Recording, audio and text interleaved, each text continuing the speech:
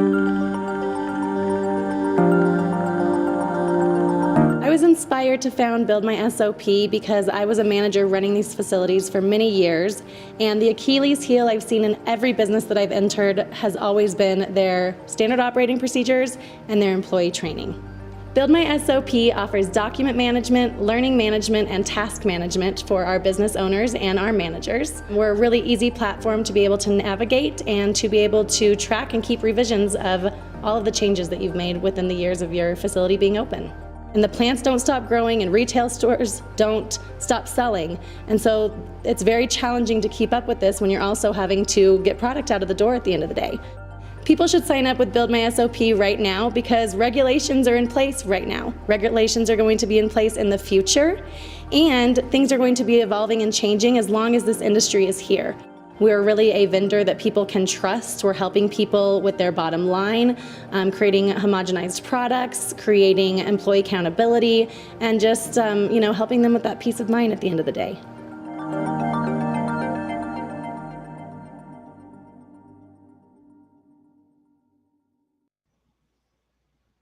Hi, good evening, everybody. How's everybody doing? Wonderful. Good, good. Thanks for joining us, everybody. I am your host, Katie Cravens. You are at Ask the Regulator. Today, we're talking all about HR and background checks. With me is my co-host, former regulator, Tom Mohan. We have Jill Avey with Southwestern HR Consulting, and also Dianna Canada with Maximum Reports. And I'm really excited for tonight's conversation. We got a lot of really great details for everybody. So I'm just going to give a little overview of my background, why I'm here today. I started off as a janitor in the cultivation facility in 2014, and within 6 months, running 4 different facility licenses. I've worked in almost every position from that janitor position in cultivation throughout all facility types. My last full-time job in the industry being a top director that got a national brand up and running out of the Colorado market. In that time, SOPs were always a main focus. I did a lot of work in facilities and inventory reconciliation and opening up all over the nation, and SOPs were key in all of those processes. So I developed a Build My SOP, which I am now the founder and CEO at, and I was lucky enough to bring Tom Mohan with me along for this ride. And Tom, I'll let you give a little bit about your background and how we came to work together. Sounds good. So my name's Tom Mohan. I've been in public safety for over the last 30 years, starting in EMS as an EMT, progressing to a paramedic. Then I've gotten to law enforcement where I work patrol, narcotics, training divisions. Eventually, I started working for the Colorado Marijuana Enforcement Division in 2014. And for 7 years, I worked there as an investigator, progressing all the way up to being a supervisor out of one of the field offices where I met Katie and helped her along with some of her endeavors and questions and things that she had as she walked through it. So since then, over the past year, I now work as the vice president for regulatory affairs for buildmysop.com. And once again, I love Katie's product, and I think it speaks for itself. And that's kind of where we're at. And I think we lost Katie a little bit, and I forgot what order we're going to go in, but was it Jill next? Sure. Yeah, I'll let you go, Jill. Why don't you introduce yourself? Okay, my name's Jill Avey. I'm located here in Albuquerque with Katie, and I own Southwestern HR Consulting, which is a local consulting firm that supports HR services to businesses throughout New Mexico and in 19 states and 3 countries.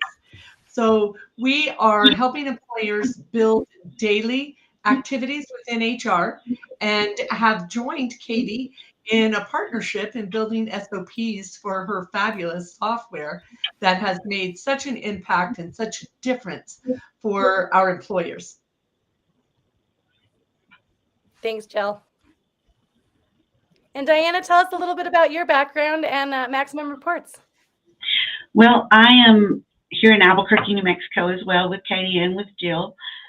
We own the Maximum Reports, which is a pre-screening background company, and I've got over 20 years of management. I'm originally from Mississippi. That's where the accent comes from. So we're excited to be here and enjoy what we're doing, being able to help people get the background checks they need before they hire somebody, because that's so very important. So, and we're really excited. A little bit about how we all came together today in this conversation is Build My SOP's partnership with Southwestern HR Consulting and Jill Avey and her awesome team, who have developed our new HR SOP category that we are so excited to have onboarded to all of our current clients, and we can now offer to our potential clients. So thank you, Jill, for doing that work for us. We've had amazing feedback so far, and I think it's been a really rich addition to the awesome content that we already carry. And then another really exciting partnership that we have with Maximum Reports. So now when you're logged on to the Build My SOP platform, under the employee section, it'll guide you right over to Diana's company, Maximum Reports, and you can pull. We've developed 3 different cannabis background checks between my knowledge of running, the cannabis facilities, Tom's knowledge of being a regulator and a past police officer, and then Diana's knowledge and Jill's knowledge in HR and Diana's knowledge and background. So we're excited to bring those options to the cannabis community and help them kind of filter through that process a little closer. yes, yes. All right, well, let's get to the good stuff. So first tonight, we're going to talk about the difference between a W-2 and a W-9 employee. I have seen this as a huge issue in many grows and manufacturing facilities specifically. So Jill, can you walk us through exactly what is a W-2 and W-9 employee and how we determine that within our organization? Absolutely. So a W-2 employee is just that, an employee that is on your payroll, and you're regulating their work and their hours, and they're supporting your organization. A W-9 person is actually a 1099 or an independent contractor. And so that person owns their own business, and they're supporting you with services without being an employee. So they take care of all of their payroll taxes, and you provide them with a scope of work, not a job description. An employee gets a job description, and the 1099 or independent contractor receives a scope of work. They conduct the work at their convenience, in their capacity, using their tools, and provides it to you, and then invoices you for that work. I think it's such an important difference that not a lot of people know. And I'm having like a little bit of feedback issues. So I'm going to try to elevate my screen a little and see if that helps. So excuse me while I'm adjusting a few things here. While you're doing that, I will add a 1099 is someone who you do not control their schedule like you control an employee's schedule. And with an employee, you conduct employee activities. So you might have an employee handbook, you have job descriptions, you have perhaps benefits, evaluation systems, various HR practices that you do for your employee, but you do not do for your independent contractors. Background checks should be done for everybody, employee or independent contractor, also referred to as a W-9. That's so important in the cannabis setting too, because working closely with a bunch of different vendors as I have through the years, HVAC companies, other companies that have people come in to do maintenance work. And I can't really let them in the building, right, Tom, if they have a federal history? So I think you're kind of confusing that with the occupational badge in Colorado. So Okay. they can't get it with the felony. They can still, if they have a felony, they're the HVAC contractor, they still can be let in the building. They just have to be monitored and supervised a lot Escorted more all the time than somebody that's badged. Correct. Okay. Within reason. Cool. So, thanks for that clarification. So let's talk a little bit now that we've identified what am I hiring, a W-2 or a W-9 employee. How do we prepare to post a job and to receive applications? How do we prepare that job and make sure that we're covered on all ends? Gotcha. So with an employee, you're going to develop a job description. So you're able to share in a posting what a person would benefit from by doing this job, how they would be successful, and what the requirements are. That's the kind of posting that you would have out on a resource that might be like LinkedIn or Indeed, something of that nature, or any of the staffing agencies that support the cannabis industry, and there are a lot. The other piece to a posting is that you always need to include your EEOC statement saying that you are a non-discriminatory employer. Whereas an independent contractor, you can advertise anywhere. You can talk to your friend and bring them on. There's no requirement into bringing them on. Smart business to have an agreement between them, but you can end that agreement at any time as long as you're working within your contract, and they can leave at any time. So it's not a non-employment relationship. It's a working partnership. And the EEOC and the New Mexico and various state laws that are within the human rights bureaus in each state have a lot of oversight regarding whether someone is an employee or not. And it's a very expensive error to make. Can you give us an example of what that expense might cost a company? Well, what would happen is if it's determined that you have taken someone into your service as a independent contractor and they should actually be an employee, you would have to pay overtime for that employee or for that contractor that they're now classifying as an employee, and they're going to project what that overtime might look like, right? So it's not necessarily in your making. And then there's the payroll taxes for all the wages that that person should have earned over whatever period of time it is, if it's a year, 2 years. So you would be paying the back taxes for payroll taxes for both sides, the employer and for the employee. And then anytime we do anything wrong, you always stand a chance of fines and penalties. And when fines and penalties are issued, there's always or there may be an opportunity for pain and anguish as well. And so it's super expensive. It's very easy to determine whether someone is a contractor or a employee. There is a test out on the Fair Labor Standards Act at the Department of Labor website that you can utilize to determine. And anytime you have a position where you have someone doing the work as an employee and someone doing the work as an independent contractor, risky business.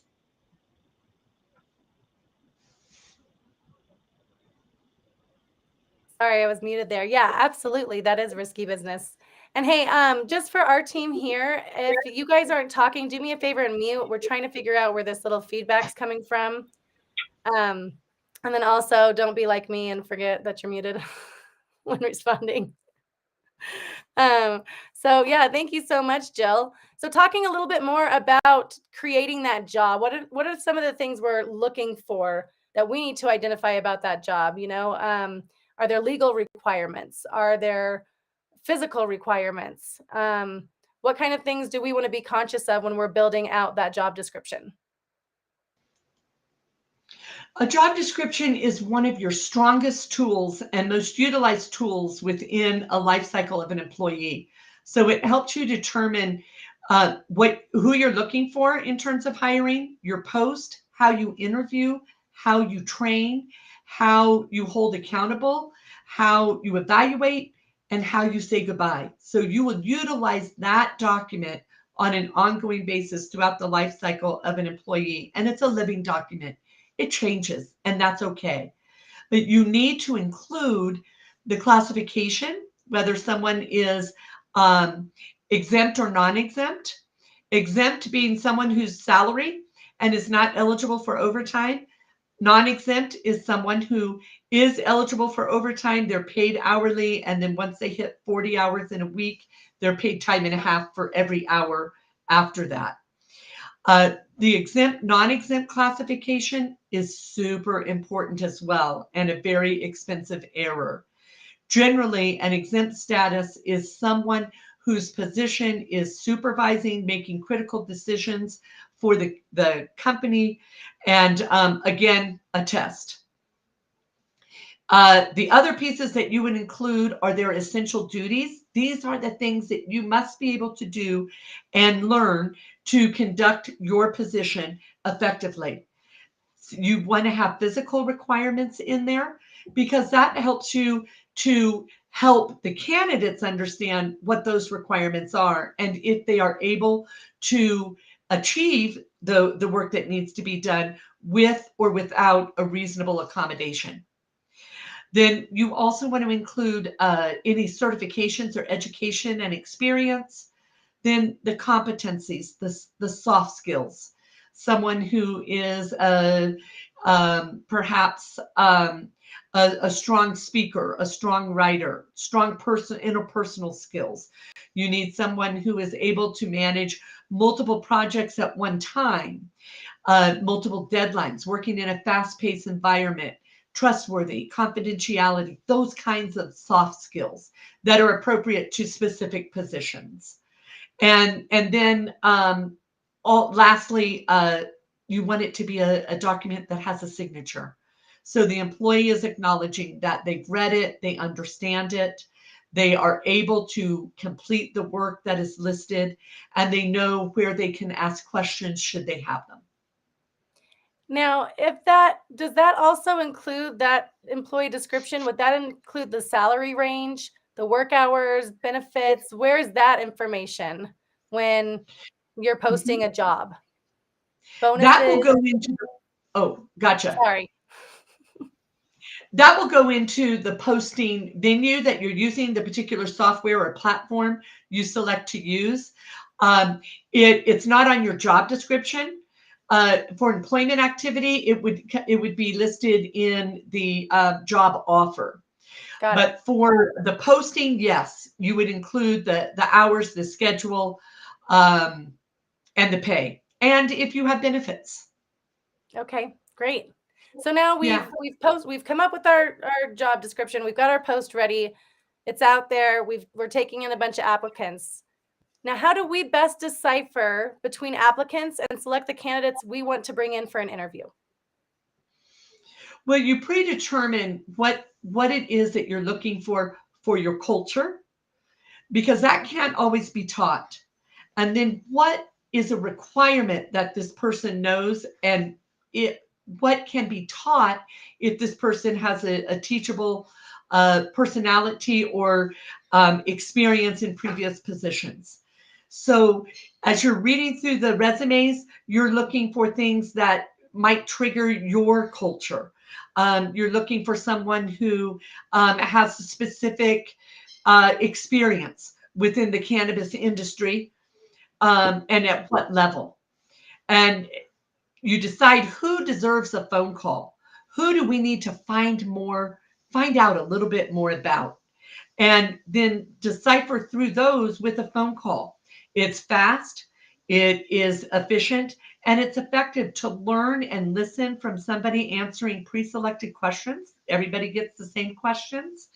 And to have an opportunity to communicate without any visual, without any idea about this individual other than what's on their resume or application. Awesome. And then I know we talked a little bit about too the benefits of a staffing agency compared to if I go create this, do the post, bring in the applicants and all of that, compared to using a staffing agency and sourcing them out for that. Yes, a staffing agent can be really beneficial. And you talked a little bit about how some responsibility would fall on a staffing agency during that application process, and what kind of differences, like what responsibilities does a staffing agency take on that the organization wouldn't have to? Diana, do you want to speak to that with your experience? Well, sure. Staffing agencies take on a lot of responsibility as far as the employee. The insurances, the workman's comp, and all of that is covered through the staffing agency. and that's an expense that the company itself doesn't have to take on. You get to try them before you actually hire them.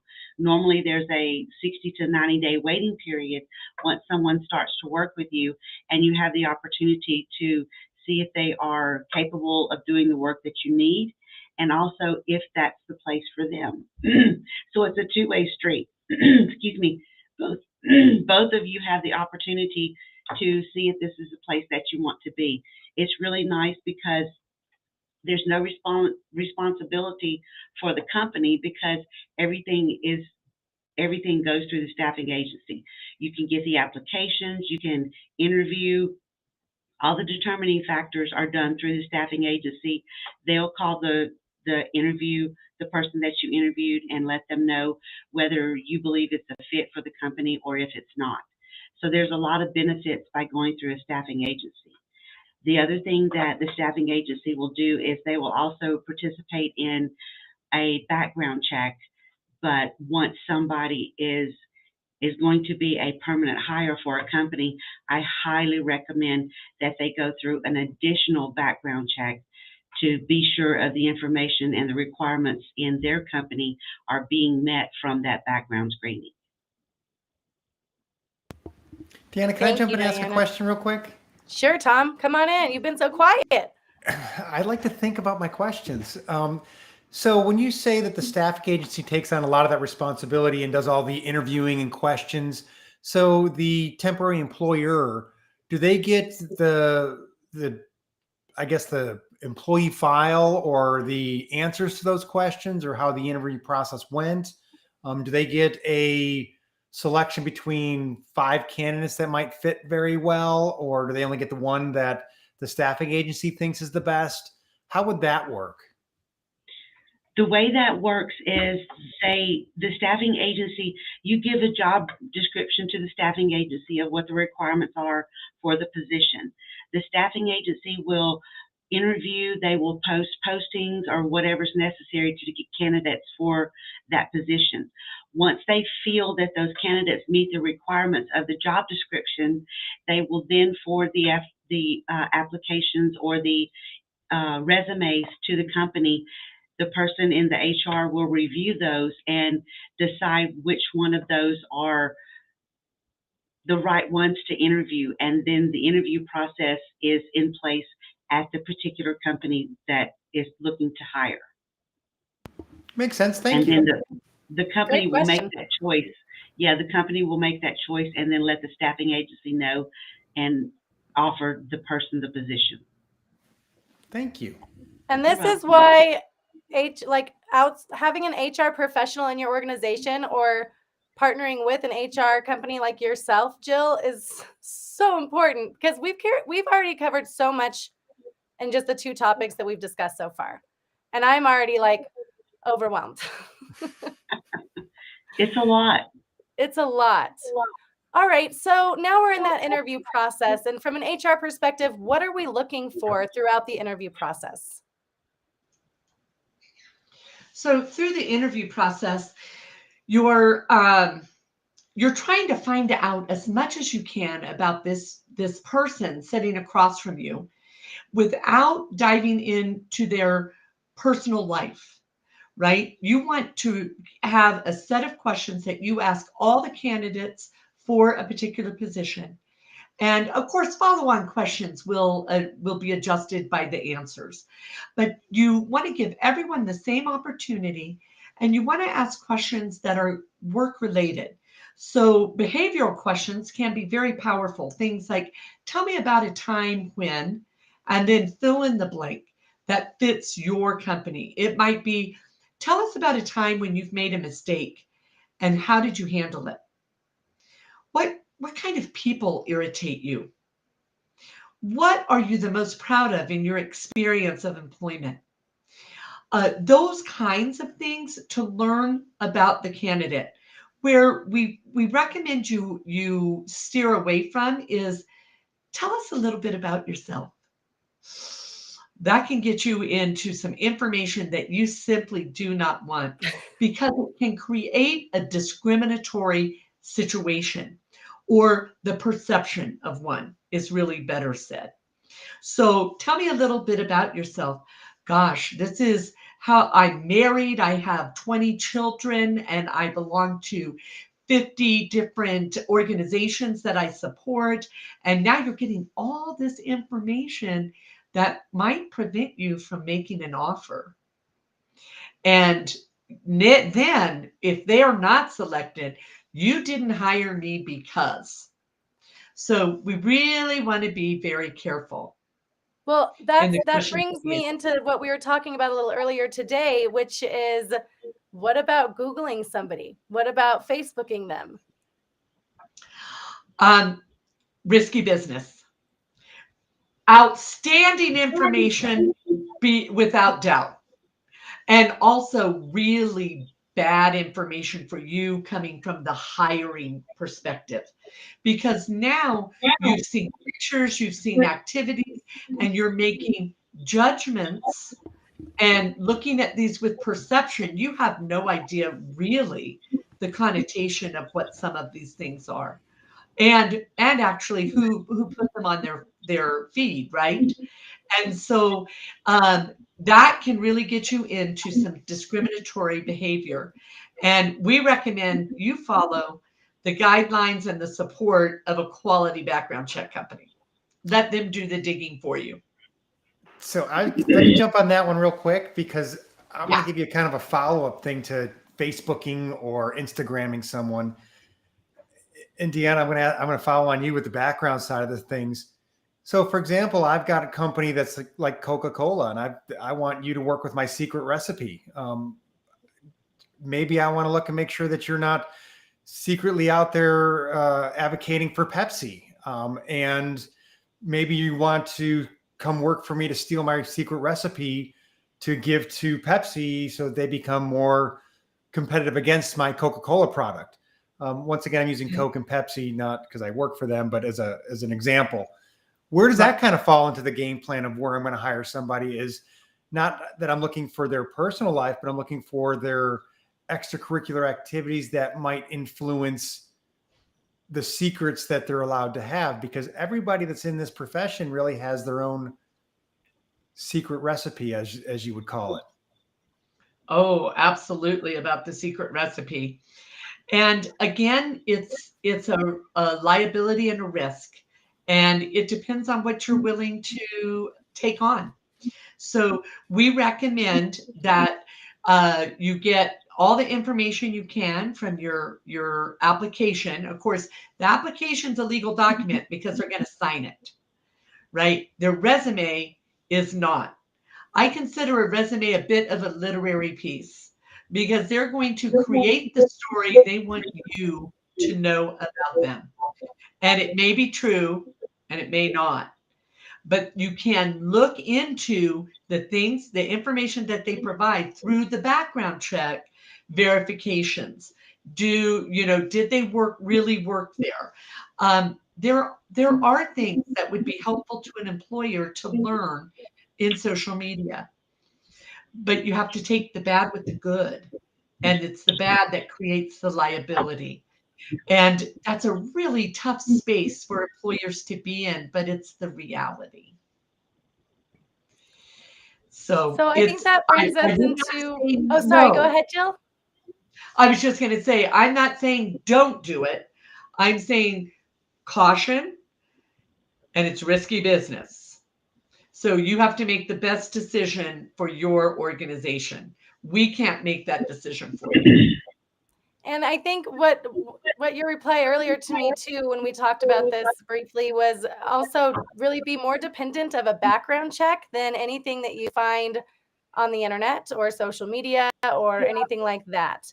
And I think this is a great segue into Dianna. Let's talk about the importance of background checks and why anyone who doesn't come from an agency should have a background check, especially in cannabis, where they're pretty much required. I would say, yes, they're required in all states. Either the state has to perform the background check or the organization itself.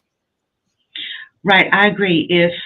If someone doesn't come from a staffing agency, and again, the staffing agencies do different backgrounds, and unless you ask for specifics, you don't know what the background check is that you're getting done. What we've done is we've put together packages, especially for the cannabis industry. And we've got 3 different packages: an employee package, a manager package, and an executive package. When you get into these packages, what happens is you get county criminals, you get statewide criminals, you get Social Security traces, address traces, nationwide arrest records, sex offender, credit reports. We can do it all. We get all of that information and we provide it to you. And by doing this, you have a clear picture of the kind of person you're hiring. You're learning if they have felonies, if they have misdemeanors, if there's any kind of abuse or anything that goes on, that's went on, that they are, have been held accountable for. And I would caution people to understand that just because somebody has an arrest record, unless it's a conviction, you can't use that. And or you can, organization can do whatever they want. But we're able to provide all of that information. And then you have the information in front of you to make the decision that's best for your organization. And I would recommend that anybody that's going to hire across the board, it doesn't matter what level they're at, what their job position is, you should do a background check, absolutely. So you know who you're bringing into the organization. And one of the things Tom said earlier is the example of someone stealing a recipe from Coke and giving it to Pepsi. You can't tell can't tell a person's integrity by talking to them, but you can see their integrity on a background report. Because if they come in and they're all full of fluff and puff, and then you get that background results and you're like, oh my goodness, because you can see the liens, the judgments, the federal criminal search, how many arrests they've had, their driving record. That's what a background does for an organization. And I just can't say enough about it. Learning the things that I've learned in this business by doing it is there's no one, absolutely no person should be hired in any organization without knowing their background. Because we all know people don't lie, right? That's right. So, it's so very important. And the other thing, one of the things that Jill was talking about is talking about learning if someone really worked maybe they worked at another facility in the cannabis industry. We do employment, education, licensing verifications, reference verifications. So we will get you the correct information and the verifications of their work history and of their employment. So again, by doing a background check, it's going to save you so much time and so much money in the long run. Because if you hire somebody and you don't know what you're going to get, like Tom said, your secrets may just go right out the door. So doing a background check is absolutely imperative. Thank you. Thank you so much. And then how often would you recommend you do background checks within your organization? Normally what happens, it's all according to the compliance regulations of the cannabis industry as well. If there's compliance regulations that must be met, then we recommend to follow those compliance regulations. If there's not regulations that are within the cannabis industry, I would recommend at least once a year.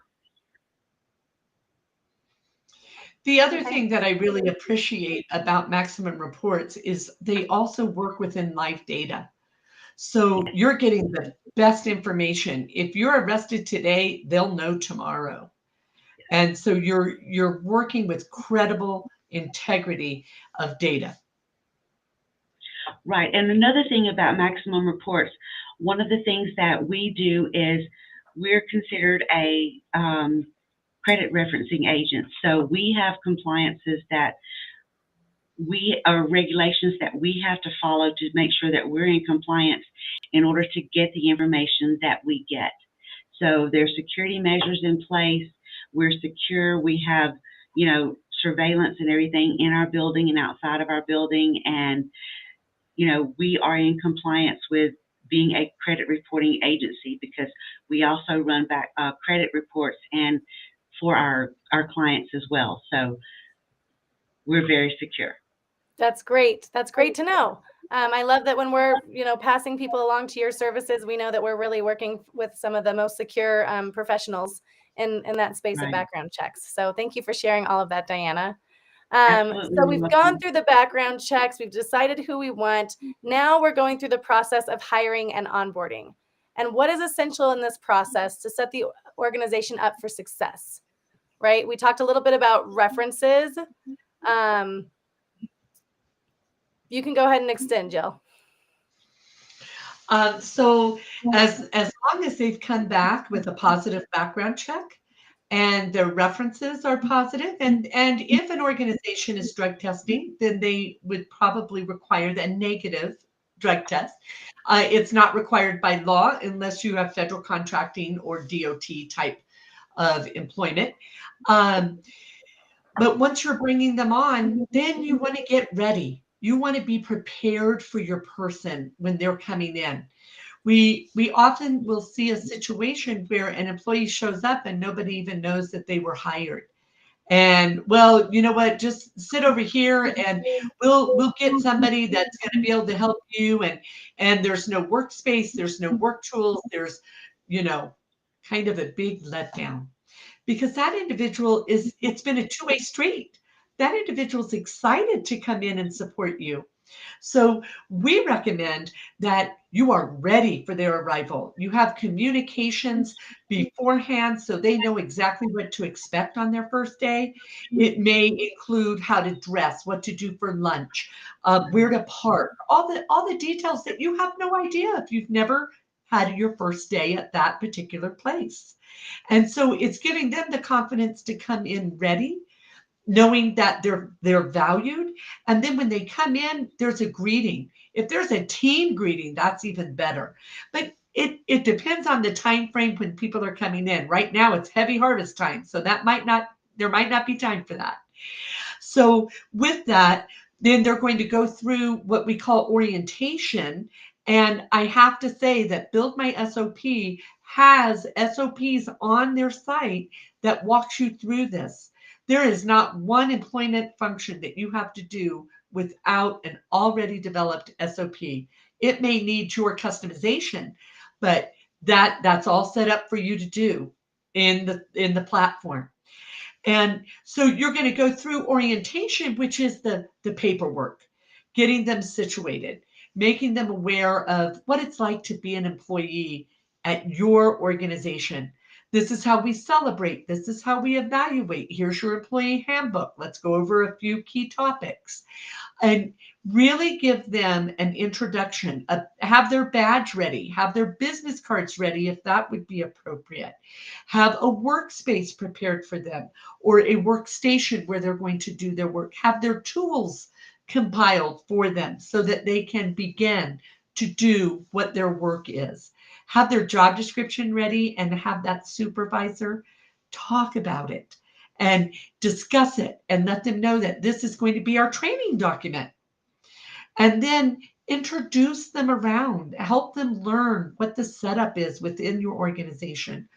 What are your vision, mission, and values? What are your expectations with them or for them to adhere to that?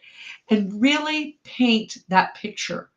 That in some organizations could take a couple of hours. It could take a couple of days. But orientation is the first. It is a part of onboarding, but it is not onboarding. Onboarding isn't your paperwork and you're ready to roll. Onboarding is the process of being an employee and walking through the cycle. In a perfect world, we'd like to see it be a year long. Now, are you doing activities of onboarding every day? No. But you're checking in periodically. They're having the opportunity to have a meet and greet with the CEO, with the CFO, with the leaders of the organization. And that may take time, right? And so that's why it's all year long, you're growing them as an employee. And then once they finish that first year, then you work on retaining them. You do stay interviews. find out what their experience is when working with you, and you continue to give them value and give them voice.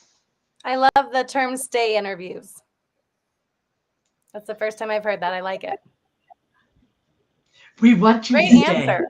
Those were wonderful things to think about as a manager. There's so much, or owner. There's so much high turnover, employee turnover in the cannabis industry. And I'm seeing as it matures and people are taking more initiative to incorporate things like, build my SOP into their daily practices. I'm seeing a little more maturity and a little bit more responsibility from the ownership, which is really exciting. But you're absolutely right. Providing them with those tools so that they can perform at their highest levels is only going to make your organization as a whole grow that much stronger. And so investing that time can save you a lot of money in the long run because Yes. training is money. And now we've, some people we work there a year, we've trained them on all of our systems. And so we've trained them on what it looks like. And, maybe it was their first grow position, what it looks like from seed to sale. And now they're leaving because they're unhappy. And you're not doing your job, giving them all the tools that they need to perform. And now we've just invested all of that time and money into amping up their resume and making them a perfect pick for our competitor. So taking that time is really, an investment, but probably the best you could make with those strong employees. Let's talk a little bit about something that I know has been very recent in New Mexico, the paid sick leave. Oh, yes. We have 15 states in our great nation that do have paid sick leave. And then also the District of Columbia. And then Maine has a paid leave. It's not exclusive to sick leave. And Lauren, I think we had a picture of a state map that shows us a good image that I sent over. Do you have that, or can I share my screen?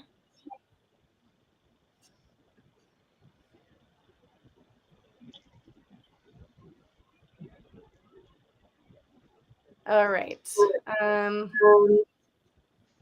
me see here. And while you're pulling that up, a paid sick leave is a law that's been passed by a state that has requirements of what time you have to provide to your employees, the way you track it, a multitude of facets in how to implement. And it can be complicated. In the state of New Mexico, it is a bit robust. There's some really complex pieces to it. But then there are also states where municipalities have passed the paid sick leave. So there are municipalities in Texas and a sundry of other states, Illinois, where paid sick leave is different from county to county. And then there's some counties that don't have any. But it is a law that is, what do I want to say? It's a target. It is being watched very closely to ensure that employers are doing this right. And that's the piece that we want to convey, is that it's important to get this right for your employees. It is regulated by our states or our municipalities with what we have to do, but it is a requirement, and it's far less expensive and less costly to do it right than to get tied up in an error or a complete disregard. And it can be different state compared to county, correct? Yes. Well, if a state has a law and then there are counties that also have a law. So for instance, in the state of New Mexico, we have one county with a law, but our state has a law. So it's a combination of the two, whichever is the most robust or the biggest benefit for the employee. So even if you have, a bunch of different dispensaries all over the state, you really need to identify what your location Yes. requires. Now, within our state, our state law is the most robust in the country. So And she's talking about New Mexico. yes, New Mexico. Thank you. Yeah. No worries. But that's not necessarily the case in the other 14 states. So yes, you do have to understand whether there are local laws or state laws. And if there are both, then it's whichever's the most robust. And in some places, there is nothing yet. Okay, great. All right, let's see. What's next on our topic list here? My favorite topic. How do SOPs, employee training, documented corrective actions support and help HR and help to support an organization? Wow, that's a big one, Katie. The documentation that happens from especially the SOPs is probably half of the largest effort within an employer. And that largest effort is communication. And half of it's written, and that's through the SOP. That's through your corrective action in your SOP. It's documenting conversations that you have with employees to help them grow, but it doesn't need to be a formal write-up. So then you follow that up with an email and let your employee know, thank you for this time. I'm going to send us an email to ensure we're on the same page. And then you do just that. Katie, it was great talking with you today. I appreciate our conversation regarding and our decision that our expectations would be this. And I look forward to moving forward. And now it's documented, but it's not a formal write-up. Because if you don't get it documented in some capacity, then it never happened. And so the documentation piece, the consistency of that documentation, it is a saving grace. It can become something that allows you to make decisions efficiently and effectively, or in its absence or done incorrectly when you're not using something like Build My SOP, then it can become a bit of a train wreck and a liability and a lot of risk. Absolutely. And on Build My SOP, we offer 3 different documentation for, different activities. So we have an incident report, which you were kind of talking about. Hey, this happened. Let's review what happened and what we want it to be differently next time in our expectations for the future. Or maybe you just want to document that something happened. So-and-so got in an argument with each other, whatever it is. And then we have write-ups, which we know what a write-up is. And then we have commendations, which I so encourage our operators to use, because in the review process, it's really great to talk about those good things. And we're all so busy, and it's so easy to talk about the no, that was bad, that was wrong, aspect of jobs. But really, if we get a good Yelp review from a bud tender, like, let's write a commendation on that and sit them down and tell them thank you for that, because that's helping our organization. People make choices off of those reviews from Google and Yelp. So they should be, celebrated for that. That's a win. I want to so- jump on that one, Katie, real quick, because Yeah. I really like this side of things. It's not always what bad things people do. It's the good things. When you look at promotions and who's going to be the next lead or the next supervisor or the next manager, when you start looking at your positive write-ups, not just your negative write-ups, but your positive write-ups, and the negatives can be positives too. Like they made a mistake, but they learned from it. And then from that standpoint, in the next evaluation, yeah, they had something bad happen to them, but they took it, they grew from it. They didn't turn into, the sour pants and bad employee. They turned into a great employee, which now they deserve to be a manager from. So yeah, I think the bads and the goods need to be in there. I really think especially the goods. Thank you, Tom. No, I totally agree. It's important for the review process. It's important for any type of case that might come about from an employee's, actions or behaviors, or a work, a manager's, or anything like that. So, in unemployment cases and for legal claims that have been filed, if an organization is being sued, it's that little tiny thing and all of those little documents that can really prove a case at the end of the day. And I always have to think about how to protect my organization and, the livelihood and investment of my owner operators, as well as everybody else. As the compliance director, I always got so much shit for being, the hard ass on everything. And I'm like sitting here, I'm job security, dude. Like, you're welcome. So, all right. Well, let's talk about the not so, fun, positive stuff to talk about in an organization. When you do go through those documentation processes and you're able to prove an employee's just not working out, and you've collected all the documentation you need and you've made the decision to go ahead and cut ties, how do we say goodbye? Quickly. We say hire slow and fire fast. So if you're documenting and you're following the SOPs, then you're situated so that you can make a decision swiftly.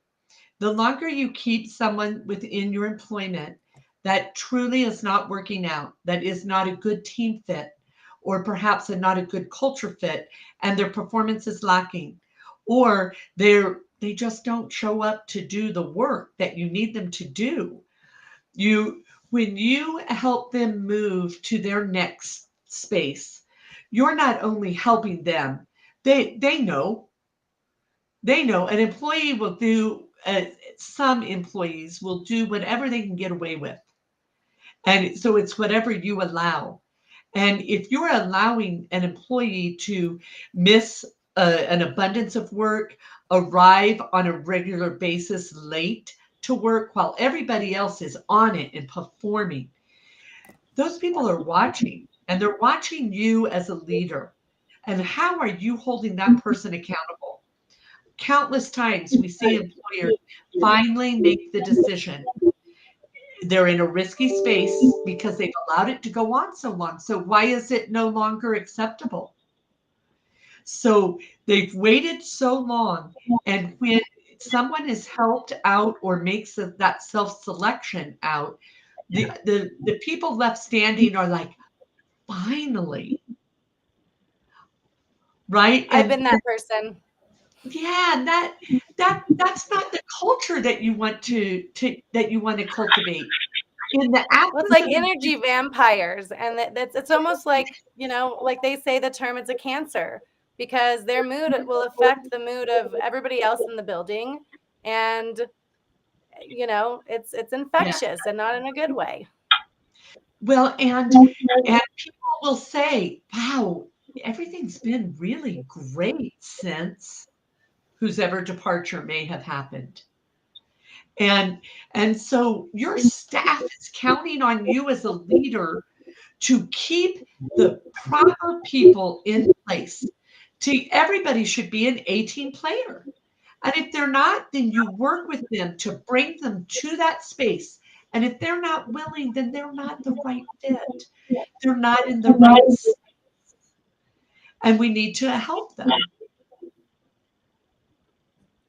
Well, this has been so informative. And let me see if we have anything else. I think we've covered pretty much everything. I just want to thank you guys. Thank you, Jill, and thank you, Diana, for taking the time to enlighten us all with why. I mean, it really is important to have someone with HR experience in your organization overseeing all of your Absolutely. employees, or Yes. sourcing someone like yourself, Jill, in your company. And if you don't mind, go ahead and Lauren, if you could share Jill's contact information. Thanks. So Southwest HR Consulting. And again, Jill, I just love the work that we've created on the platform for supporting our users in the cannabis industry and great HR practices and ways that we can work alongside, great sources like yourself at Southwest HR Consulting.